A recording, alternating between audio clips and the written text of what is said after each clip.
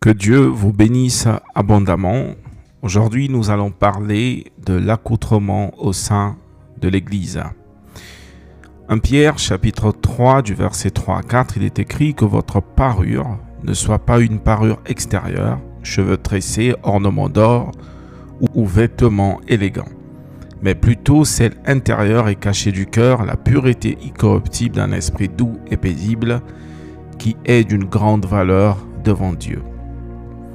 1 Timothée 2, versets 9 à 10, de même, je veux aussi que les femmes habillées d'une manière décente se parent avec pudeur et simplicité, non avec des tresses de l'or, des perles ou des toilettes somptueuses, mais plutôt avec des œuvres bonnes, comme cela convient à des femmes qui affirment honorer Dieu ou des femmes qui font profession de servir Dieu.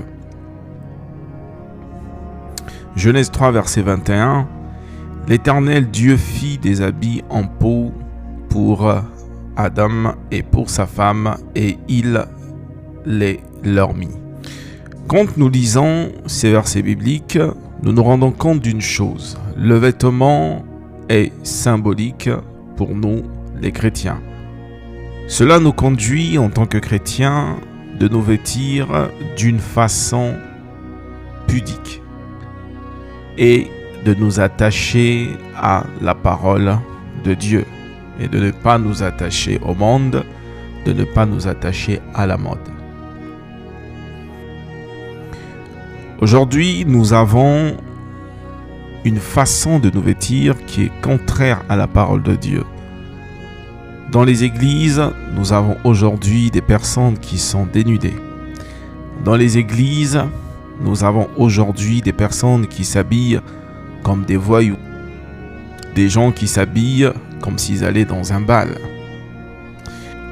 Vous devez savoir que sur le plan spirituel, tout ce qui est principe spirituel est attaché à des valeurs qu'on ne pourra pas changer parce que le monde est en train d'évoluer. La parole de Dieu est inchangeable. L'habillement du chrétien doit manifester la pureté de Dieu. L'habillement du chrétien n'est pas semblable à celui d'un païen. L'habillement du chrétien n'est pas semblable à celui d'une prostituée ou d'un voyou. L'habillement du chrétien symbolise la sainteté.